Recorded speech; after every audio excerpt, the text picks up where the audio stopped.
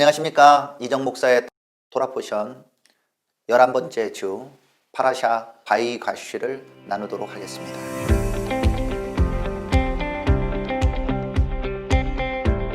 바이가시의 뜻은 그리고 그가 다가갔다.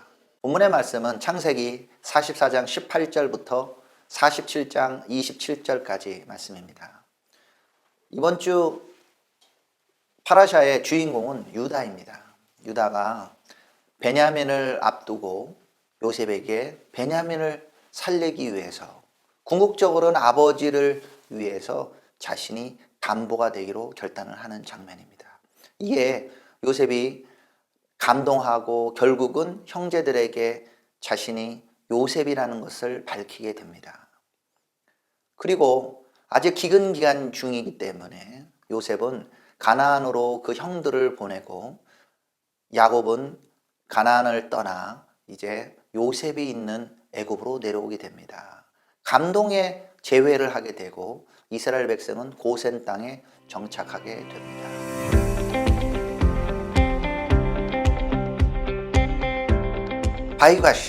바이가시 엘라브 에후다 바요메르. 유다가 그에게 가까이 가서 이르되 내 주여 원하건대 당신의 종에게 내 주의 귀에 한 말씀을 아뢰게 하소서. 주의 종에게 노하지 마소서. 주는 바로와 같으심이니이다. 이 바이가시의 주인공은 유다입니다. 유다가 베냐민을 중보하는 것으로 파라샤가 시작되는데요. 유다가 분명히 변화되었다는 것을 우리가 보고 있습니다. 그는 굉장히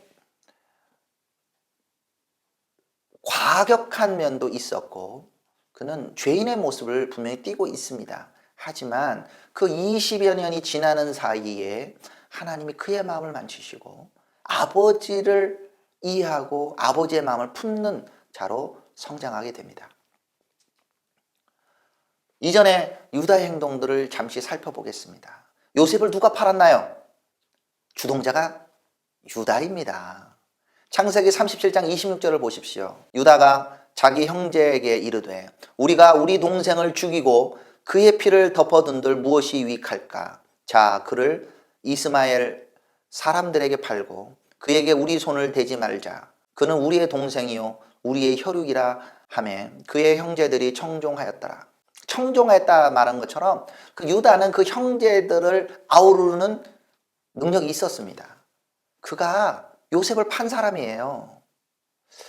참 못됐죠. 네. 요셉만 팔았나요? 자기 며느리와 간통하게 되고 그리고 며느리가 임신했다는 소리를 듣고 어떻게 말합니까? 창세기 38장 24절에 석 달쯤 후에 어떤 사람이 유다에게 일러 말하되 내 며느리 다말이 행음하였고 그 행음함으로 말미암아 임신하였느니라. 유다가 이르되 그를 끌어내어 불사르라. 자기가 상대한 창기가 설마 며느리 다말일까를 생각 못했죠. 근데 본인은 가능하지. 며느리는 임신했다는 소리 듣고 끌어서 그냥 불살아버리라고 얘기합니다. 그런 사람이었어요. 하나님이 그 사람 가운데 베레스와 세라를 낳게 합니다. 이런 과격한 성격을 가진 못된 유다가 변화를 하게 됩니다. 20여 년 기간에 어떻게 하나님이 그의 마음을 움직이셨는지에 대해서는 구체적으로 기록되어 있지는 않습니다. 하지만 분명한 것은 우리 지난주 파라샤 미케치 끝부분에 보면은 그가 야곱을 설득한 것을 보게 됩니다. 너희가 확신한 자들이면 너 형제 중 한 사람만 그 옥에 갇히게 하고 너희는 곡식을 가지고 가서 너희 집안에 굶주림을 구하고 너희 막내 아우를 내게로 데리고 오라. 그러면 너희 말이 진실함이 되고 너희가 죽지 아니하리라 하니 그들이 그대로 하니라. 그들이 서로 말하되 우리가 아우의 일로 말미암아 범죄하였도다. 그가 우리에게 예거할 때 그 마음의 괴로움을 보고도 듣지 아니하였으므로 이 괴로움이 우리에게 임하도다. 유다가 20년 동안은 어떻게 깨달았는지 모르지만 마지막 1년 차에는 분명히 깨닫게 됩니다. 우리가 동생을 팔았는데 그 아우의 일로 말미암아 우리가 범죄했는데 그가 살려달라고 얘기했는데 그 괴로움을 보고도 우리 하지 않았구나. 유다가 거기서 반성하게 되겠죠. 그래서 두 번째 기근 때 애굽으로 양식을 구하러 갈 때 베냐민을 반드시 데리고 가야 되는 순간이 오게 되죠. 아버지가 베냐민을 보내지 않으려고 합니다. 큰형 르우벤이 설득하려고 하면 설득이 안 됩니다. 그때 유다가 야곱을 설득합니다. 43장 9절 내가 그를 위하여 담보가 되오리니 아버지께서 내 손에서 그를 찾으소서. 내가 만일 그를 아버지께 데려다가 아버지 앞에 두지 아니하면 내가 영원히 죄를 지리이다. 아버지께 약속을 하고 아버지께 죄를 짓는다고 말하고 있습니다. 유다의 마음은 이미 야곱과 연결되어 있는 걸 볼 수가 있습니다. 우리 아버지를 위해서 내가 종이 되어도 좋다. 이것이 유다의 마음이었습니다. 야곱은 분명 세상의 눈으로 보면 아니면 객관적인 눈으로 보면 자식들을 편애했어요. 오직 자신이 사랑한 아내 라헬만을 사랑했고 그의 두 아들만을 자식이라고 얘기합니다. 자식이 12명이나 있었지만 야곱은 아주 담대하게 아들이 둘이 있다고 얘기합니다. 창세기 37장 35절에 보면 그의 모든 자녀가 위로하되 그가 위로를 받지 아니하여 이르되 내가 슬퍼하며 스올로 내려가 아들에게로 가리이다 하고 그의 아버지가 그를 위하여 울었더라. 요셉을 잃으니까 야곱은 나머지 아들 11명이 있어도 그는 그의 슬픔을 가누지를 못합니다. 애굽으로 베냐민을 보내면서 야곱이 이렇게 얘기합니다. 42장 38절에 야곱이 이르되 내 아들은 너희와 함께 내려가지 못하리니 그의 영은 죽고 그만 남았습니다. 만일 너희가 가는 길에 재난이 그에게 미치면 너희가 내 흰머리를 슬퍼하며 스올로 내려가게 함이 되리라. 아니 아들이 12명이잖아요. 근데 야곱의 산수법에는 둘밖에 없는 거예요. 그의 형이 죽었고 하나 남은 베냐민이다. 내 아들은 너희와 함께 가지 못한다. 그럼 나머지 아들은 내려가서 재난 당해도 된다는 얘기인가요? 나머지 그 아들들이 굉장히 상처받았을 것 같아요. 그렇지만 이렇게 말하는 야곱 앞에 아버지 제가 책임질게요. 내 몸을 담보로 해서라도 베냐민 지킬게요. 내가 베냐민 데려오지 않으면 아버지께 영원히 죄를 짓는 겁니다. 유다는 아버지의 마음을 그대로 받습니다. 그래서 오늘 파라샤를 시작하면서 지난주는 유다의 변호가 시작되는 장면에서 끝났는데 본격적으로 베냐민을 한 명만 여기 두고 너희는 돌아가도 좋다라고 말하는 사람에게 유다가 안 됩니다 라고 얘기합니다.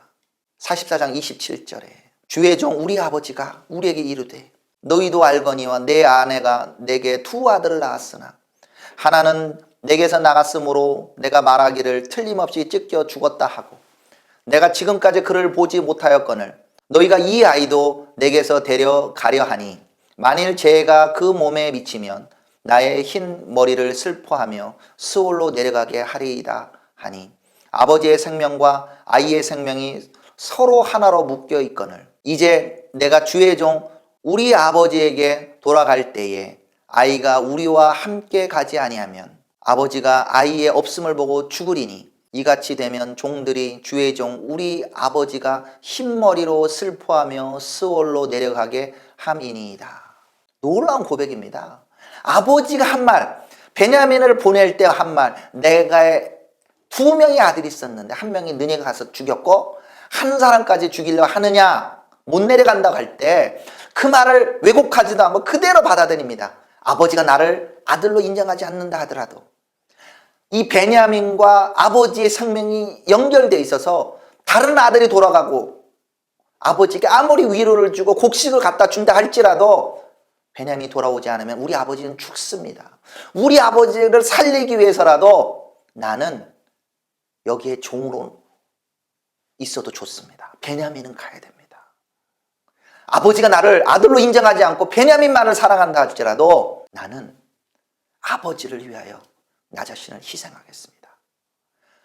여기서 나오는 유다는 바로 그 아버지를 위하여 자신을 희생시킵니다. 아버지와 약속을 지키기 위하여 아버지께 약속하기를, 아이를 담보하기를, 내가 이를 아버지께로 데려오지 아니하면 영영이 아버지께 죄짐을 지리이다 하였사오니, 아버지께 한 약속을 지키겠다고 말합니다. 아버지를 지키기 위하여 그는 종이 되기로 결정한 겁니다. 놀랍습니다. 정말 눈물 없이는 볼 수 없는 감동의 모습이죠. 여기서 유다가 자기 몸을 담보로 한다는 의미를 살펴봅시다. 베냐민의 성품, 베냐민이 정말 구할 가치가 있느냐, 형제들에게 얼마나 잘했느냐, 기준이 되지 못합니다. 베냐민의 성격, 그런 베냐민을 위해서 희생하는데 그만큼의 의의가 있느냐 중요하지 않습니다. 그럼 두 번째, 자신에게도 이익이 됩니까? 이익도 안 됩니다. 유다가 자기가 종이 된다고 하는데 자기가 이익이 되긴커녕 내가 종이 되는 거잖아요. 그런데도 마다하지 않습니다. 왜 그가 종이 되겠다고 베냐민을 보호하고자 합니까? 그것은 아버지가 나를 인정하든 안 하든 바로 아버지는 아버지이시다. 아버지가 베냐민을 사랑하는 그 모습, 아버지가 베냐민만을 사랑하더라도 아버지는 아버지다. 나는 아버지를 사랑하고 아버지를 인정한다. 사랑하는 내 아버지를 위하여 나는 종이 되어도 좋다. 이것이 유다의 마음입니다. 사랑하는 아버지를 위하여. 내가 돌아가더라도 베냐민이 돌아가지 않으면 아버지는 슬퍼하며 죽는다는 것을 알린다 이거죠. 20년 동안 유다는 아버지가 얼마나 슬퍼했는지를 봤으면 너무너무 힘든 거예요. 20년 동안 아버지 식사하세요. 됐다 이놈들아. 요셉도 없는데 내가 어떻게 밥이 넘어가니. 아이고 우리 요셉, 아이고 우리 요셉. 아마 20년 동안 계속 그랬을 거예요. 우리 요셉 어디 갔노? 아버지 유다가 이번에 상 받았어요. 아버지 유다가 이번에 어디서 뭐가 잘 됐어요. 그래 잘했나 보다. 잘하면 뭐하니. 요셉이 없는데 맨날 요셉만 얘기했을 것 같아요. 요셉이 없으면 나는 못 살아. 그것을 보니까 결국 유다는 편애하는 아버지라도 우리 아버지가 죽는 것보다는 내가 사실 희생돼야 되겠다라고 결정한 거죠. 놀라운 결정이죠. 저는 이것을 이스라엘을 사랑하고 기도하는 분들에게 적용하고 싶습니다. 하나님께서 이스라엘을 사랑하십니다. 장자된 이스라엘입니다. 그 이스라엘을 결혼했다고 말하고 있습니다. 이스라엘이 얼마나 좋으냐 나쁘냐에 좌우되지 않습니다. 요즘 유대인들 보니까 못됐던데요. 어떻게 유대인들 지지할 수 있나요? I don't care. 그의 마음, 하나님의 마음이 이스라엘이 향하고 있다는 것이 중요한 겁니다. 잃어버린 장자의 모습. 그 장자가 돌아오기를 바라는 주님의 마음이 있는데 우리 열방에 있는 교회들이 우리가 잘하고 있죠. 우리 교회가 이만큼 부흥했죠. 말하면 주님은 뭐라고 말할까요? 나의 첫 번째 장자된 이스라엘은 어디 갔노? 어디 갔노? 이러고 울고 계시지 않을까요? 그래서 이걸 가지고 우리 아버지 정말 너무해. 그래서 사실 요셉을 팔았잖아요. 교회 역사 속에도 이스라엘을 옹호하시는 하나님에 대해서 이해할 수 없어서 이스라엘을 핍박도 하잖아요. 대체주의가 그렇게 나오게 되고 반유대주의가 나오잖아요. 그래서 얻는 게 무엇입니까? 하나님의 슬퍼하는 것만을 우리가 더 느낄 뿐입니다. 아버지의 마음을 아는 사람들은 아버지의 마음 때문이라도 이스라엘이 돌이키도록 우리가 기도하고 그들에게 복음을 전하고 그들에게 사랑을 베풀어야 되는 겁니다. 마치 바울이 그들의 구원을 위하여 내 생명 주님께 잃어버리는 한이 있어도 원하는 바라고 말한 것처럼 그 마음이 바울의 마음이 유다의 마음이 우리의 마음이 되기를 원합니다. 이 유다의 마음이 하나님께 상납이 되고 용납이 되었습니다. 그 유다를 통하여 우리의 메시아께서 오셨습니다. 나중 야곱이 그 형제들을 축복하면서 유다에게는 특별히 이렇게 말합니다. 유다야, 너는 내 형제의 찬송이 될지라. 내 손이 내 원수의 목을 잡을 것이요 내 아버지의 아들들이 내 앞에 절하리로다. 유다는 사자 새끼로다. 내 아들아, 너는 움킨 것을 찢고 올라갔도다. 그가 엎드리고 웅크림이 숫사자 같고 암사자 같으니 누가 그를 범할 수 있으랴. 주가 유다를 떠나지 아니하며 통치자의 지팡이가 그 발 사이에서 떠나지 아니하기를 실로가 오시기까지 이르리니 그에게 모든 백성이 복종하리로다. 그냥 유대인이라는 말 자체가 유다 사람들이라는 뜻이죠. 이스라엘 12지파가 있지만 그 12지파의 선두지파가 유다지파가 됩니다. 전쟁을 해도 선두로 나갑니다. 행진해도 선두로 나갑니다.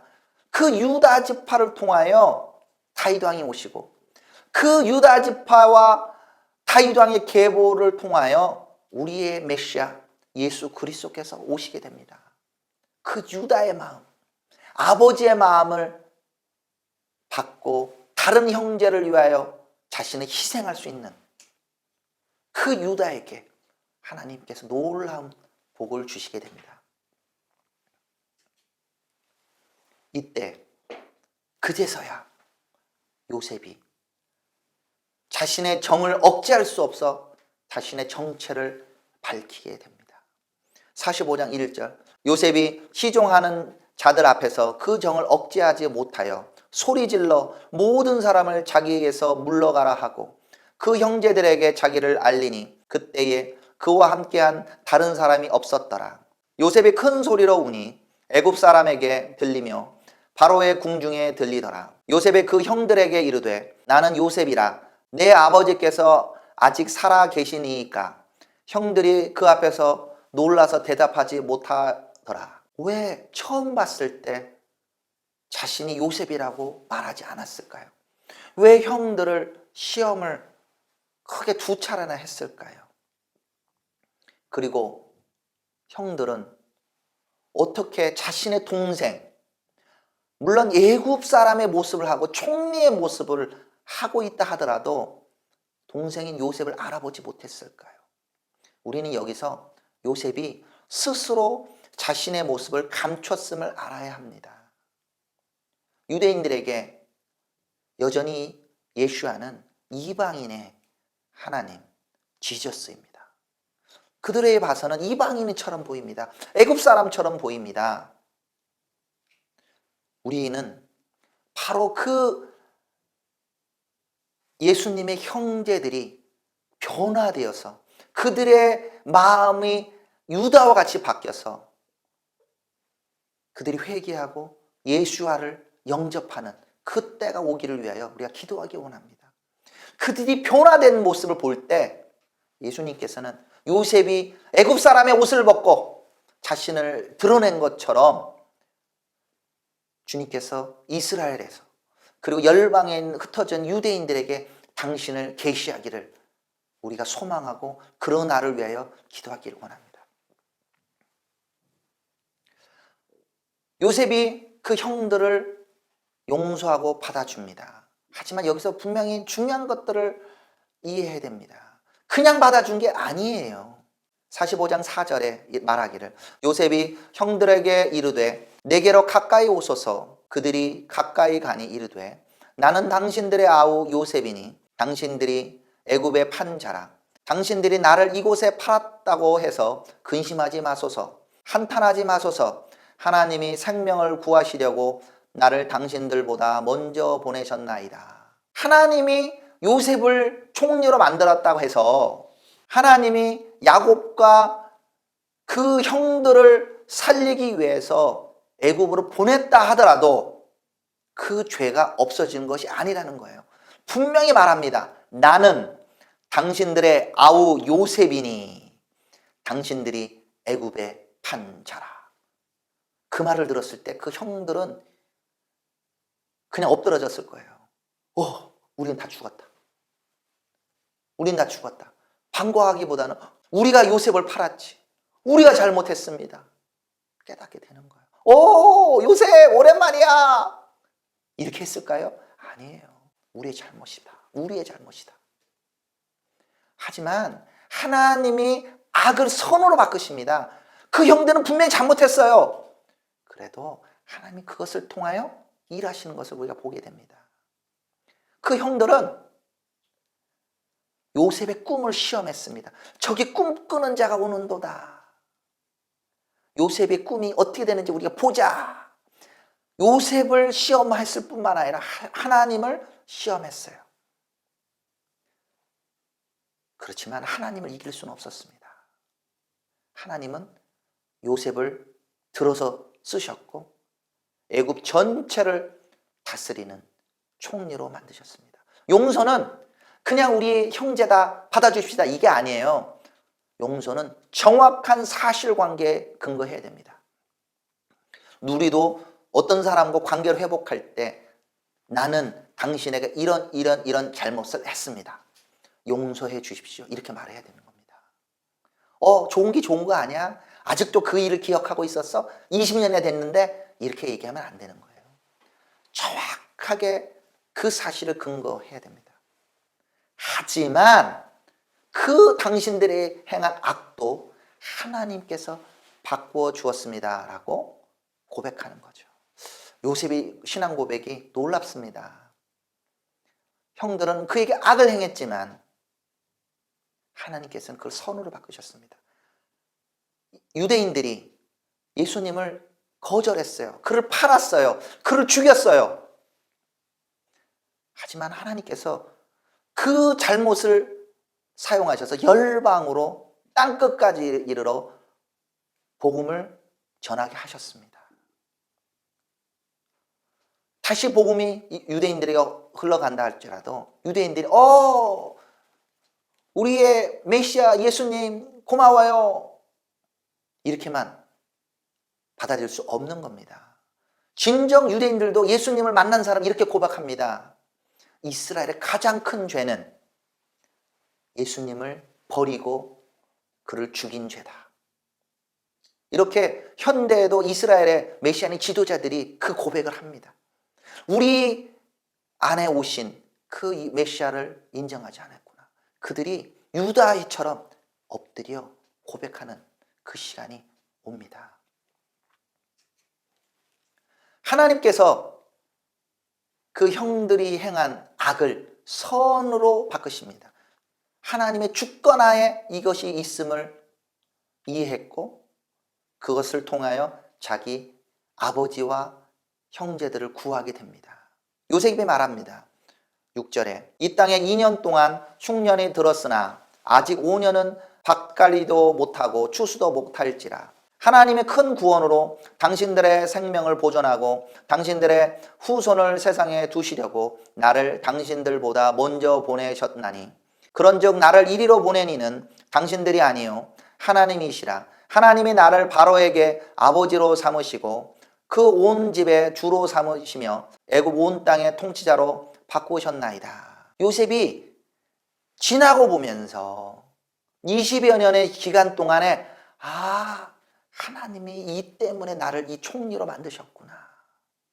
악을 하나님이 선으로 바꾸셨구나. 이해하게 되죠.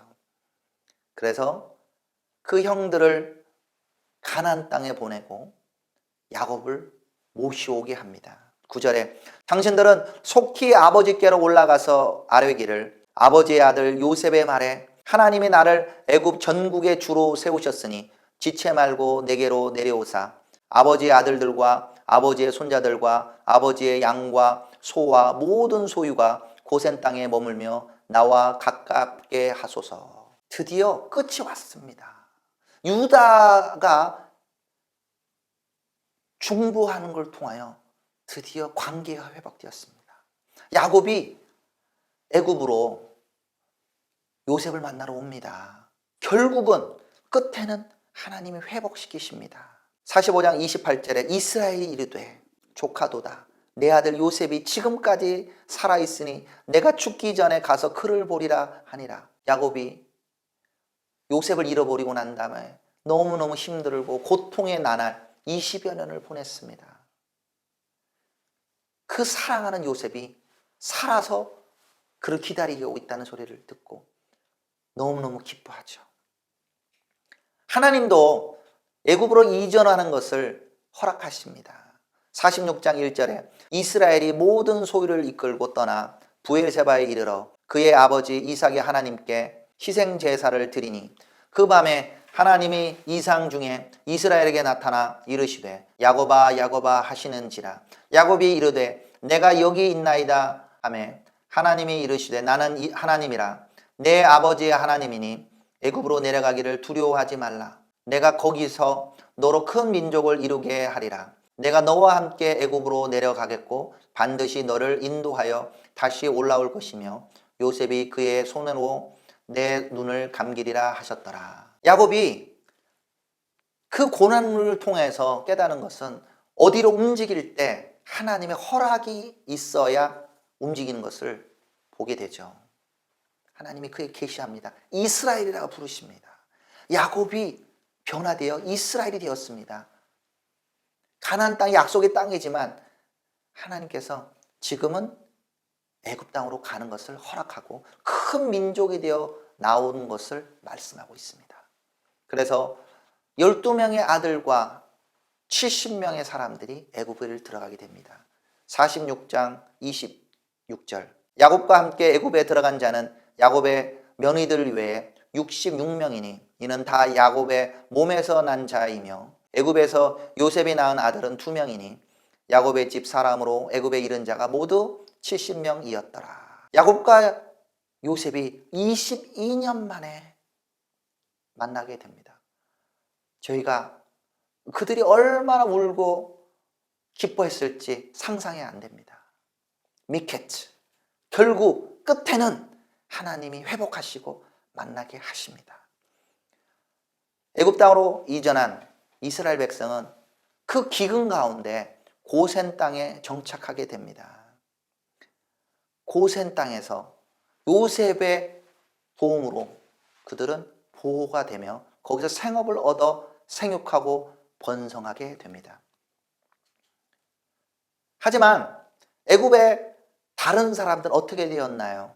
기근이 추가적으로 5년 동안 더 이어지면서 그들이 가지고 있는 모든 돈을 다 소진하게 됩니다. 47장 14절 요셉이 곡식을 팔아 애굽 땅과 가나안 땅에 있는 모든 돈을 모두 거두어 드리고 그 돈을 바로의 궁으로 가져가니 기근이 심해지니까 그동안 저축해 놓은 돈 다 음식으로 먹을 것으로 없어지게 됩니다.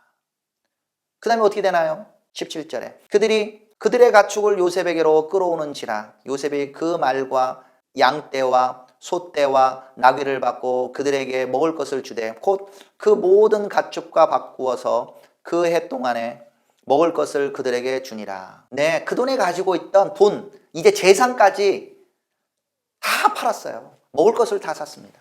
그 다음에는 어떻게 되나요? 19절에 우리가 어찌 우리의 토지와 함께 주의 목전에 죽으리까 우리 몸과 우리 토지를 먹을 것을 주고 사소서 우리가 토지와 함께 바로의 종이 되리니 우리에게 종자를 주시면 우리가 살고 죽지 아니하며 토지도 황폐하게 되지 아니하리이다. 그 결국은 이 애굽 땅에 있는 모든 토지와 사람들이 바로의 밑에 들어가게 됩니다. 26절에 요셉이 애굽 토지법을 세우매 그 5분의 1이 바로에게 상납되나 제사장의 토지는 바로의 소유가 되지 아니하여 오늘날까지 이르니라. 이 마지막 때의 환난과 이 7년의 기근과 깊은 상관관계가 있음을 보게 됩니다. 사람들이 환난을 준비하고자 합니다. 마지막 환난을 준비하기 위해서 돈을 모아야 된다. 우리 재산을 축적해야 된다. 토지를 준비해야 된다. 말합니다. 물론 주님이 하라고 하면 해야 돼요. 하지만 사람이 얼마나 많은 돈을 모으든 가축을 아무리 가지고 재산을 많이 가지고 있든 땅이 아무리 많이 가지고 있든 이 마지막 때 기근과 환난은 이겨낼 수 없었습니다. 결국 세상의 지배자 바로에게 몸을 팔게 되게 되는 거죠. 하지만 고센 땅에 있었던 이스라엘 백성은 어떤가요? 그들이 가지고 있던 돈이나 가축이나 토지 때문에 살아난 것이 아니라 요셉으로 인해서 그들의 돈과 가축을 지키며 고센 땅에 거하며 안전하게 보호되었다는 것을 우리가 기억해야 됩니다. 마지막 때도 그렇다고 봅니다. 우리의 힘, 우리의 준비로 이겨낼 수 없습니다. 오직 요셉을 믿고 따르는 것처럼 예수 그리스도를 믿고 따라야만 마지막 때 기근과 환난을 이겨낼 수 있습니다. 잠시 시련과 환난이 있을 수 있지만 결국은 주님께서 승리하십니다. 그것을 믿고 요셉을 붙들고 가던 그 형제들처럼 그들이 마땅히 잘해가지고 보호가 된 게 아니에요. 요셉이 그들의 형제였기 때문에. 우리도 마찬가지입니다. 우리가 환난을 통과할 만큼 의로워서가 아닙니다. 그 메시아, 요셉과 같은 메시아를 붙들고 나아갈 때 우리도 이 환난을 넘어갈 수 있을 거라고 생각합니다. 함께 있는 하프타라 말씀은 에스겔서 37장 15절부터 28절 말씀입니다. 37장 전반부에는 마른 뼈의 환상들이 나오면서 이스라엘 백성들이 그들의 고토로 돌아오는 것을 얘기하고 있습니다. 이어서 나오는 이 예언에는 바로 유다와 이스라엘이 하나가 되는 것을 보게 됩니다. 16절 읽어보면 인자야 너는 막대기 하나를 가져다가 그 위에 유다와 그 짝 이스라엘 자손이라 쓰고 또 다른 막대기 하나를 가지고 그 위에 에브라임의 막대기 곧 요셉과 그 짝 이스라엘 온 족속이라 쓰고 그 막대기들을 서로 합하여 하나가 되게 하라. 내 손에서 둘이 하나가 되리다. 요셉을 다른 형제들이 미워한 것처럼 이스라엘은 유다와 베냐민 그리고 에브라임으로 필두로 한 북이스라엘로 나눠지게 됩니다. 그 흩어지고 분단된 나라가 하나로 합해진다고 말하고 있습니다. 21절에 그들에게 이르기를 주 여호와께서 이같이 말씀하시기를 내가 이스라엘 자손을 잡혀간 여러 나라에서 인도하며 그 사방에서 모아서 그 고국 땅으로 돌아가게 하고 그 땅 이스라엘 모든 산에서 그들이 한 나라를 이루어서 한 임금이 모두 다스리게 하리니 그들이 다시는 두 민족이 되지 아니하며 두 나라로 나누이지 아니할지라. 이스라엘 백성이 죄를 짓고 예루살렘을 중심으로 한 유다를 통한 하나님의 인도하심, 유다를 통한 다윗의 왕국을 인정하는 사람들과 그렇지 않은 북이스라엘로 나눠졌고 그걸로 인하여 그들은 열방으로 흩어지게 되었죠. 하지만 때가 이를 때 하나님께서 흩어진 이스라엘 백성을 돌이키면서 이스라엘이 하나가 되게 하신다고 약속하고 있는 것입니다. 유다와 이스라엘은 어떻게 하나가 될 수 있나요? 요셉과 그 형제들은 화합할 수 없는 것처럼 보였습니다. 20년이 그냥 훌쩍 지나가 버렸습니다. 하지만 하나님의 은혜와 인도하심으로 결국 요셉과 형제들이 하나가 된 것처럼 하나님께서 남유다와 북이스라엘로 나눠졌던 여로보암 왕 이후로 갈라섰던 그 두 나라가 합해질 것을 말씀하고 있습니다. 그럼 어떻게 하나가 되나요? 바로 한 임금 안에서 하나가 되는 겁니다. 그 두 나라가 나눠지면서 북이스라엘은 예루살렘을 인정하고 다윗의 계보를 잇는 사람이 왕이 된다는 걸 인정하지 않았어요. 하지만 이제는 그 한 임금, 다윗의 계보를 잇는 그 임금이 다스리게 된다는 것을 인정할 때 하나가 되는 겁니다. 온 이스라엘이 다윗의 후손, 바로 왕 대신 예수아를 인정할 때 그 나라가 하나가 될 겁니다.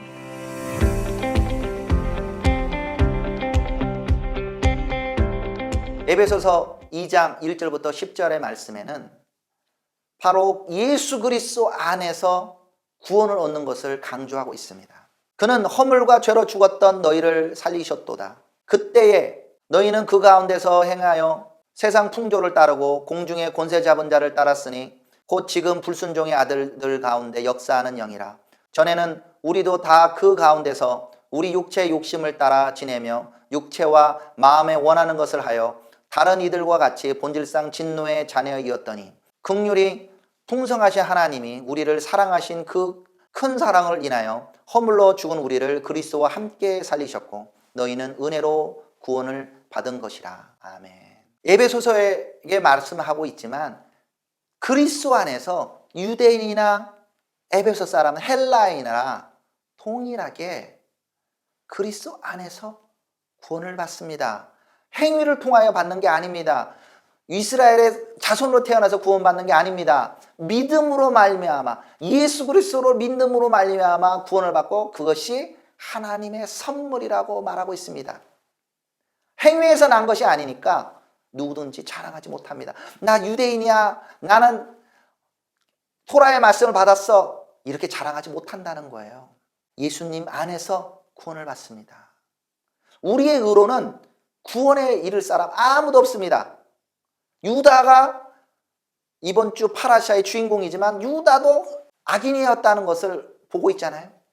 우리 믿음으로 구원에 이를 수 없습니다. 오직 예슈아 벤 요셉, 요셉의 아들 예슈아를 통하여 구원을 받을 수 있는 겁니다. 이번 주에 읽는 포션은 아니지만 바로 이어지는 말씀은 바로 유대인이나 헬라인이나 바로 예수 그리스도 안에서 한 세 사람 이룬다는 것을 말하고 있습니다. 둘이는 서로 원수처럼 만나고 연합될 수 없었어요. 마치 이스라엘과 남유다가 하나가 될 수 없었던 것처럼 유대인과 헬라인은 하나가 될 수 없었어요. 하지만 예수 안에서 하나가 됩니다. 그는 우리의 화평이신지라 둘로 하나를 만드사 원수된 것 곧 중간에 막힌 담을 자기 육체로 허시고 법정으로 된 계명의 율법을 폐하셨으니 이는 이 둘로 자기 안에서 한 세 사람을 지어 화평하게 하시고. 아멘. 동일한 원리로 예수 그리스도 안에서 유대인과 헬라인이 한 세 사람을 이루게 됩니다. 이번 주 파라샤를 정리해 보겠습니다. 바이가시. 하나님은 유다와 같은 이스라엘 중보자를 부르고 계십니다. 이스라엘의 자격, 성품 이런 걸 따지는 것이 아니라 또한 이스라엘 사역한 것이 내 교회에, 내 사역에 얼마나 이익이 되느냐 따지지 않으며 오직 하나님 아버지의 마음을 품고 우리 자신을 희생해 가면서 중보할 수 있는 그 사람, 그런 교회를 찾으십니다. 또한 우리 바이가시를 보면서 개인적인 고난의 때도 반드시 끝이 있구나. 죄로 인하여 요셉과 야곱은 22년 동안 만날 수 없었습니다. 하지만 때가 되었을 때 그 죄가 드러나고 회개가 일어나고 하나가 되는 것을 우리가 보았습니다. 우리도 낙심하지 말고 주님을 믿고 나아갑시다. 때가 되면 반드시 주님께서 회복시키고 우리의 기도를 들어주실 거라 믿습니다. 마지막으로 마지막 때 7년의 대환란, 사람의 힘으로 우리가 가진 힘과 재물로 이겨낼 수 없습니다. 오직 요셉과 같은 예슈아를 붙들고 나아갈 때 우리가 은혜로 승리할 수 있습니다. 예슈아, 그분을 붙드십시다. 그분이 우리의 왕이십니다. 우리의 구원자이십니다. 다음 주는 바예히, 그리고 그가 살았다. 창세기 44장 18절부터 47장 27절까지 함께 읽는 하프타라 말씀은 열왕기상 2장 1절부터 12절, 신약의 말씀은 베드로전서 1장 1절부터 9절까지 말씀입니다. 다음 주에 뵙겠습니다. 감사합니다.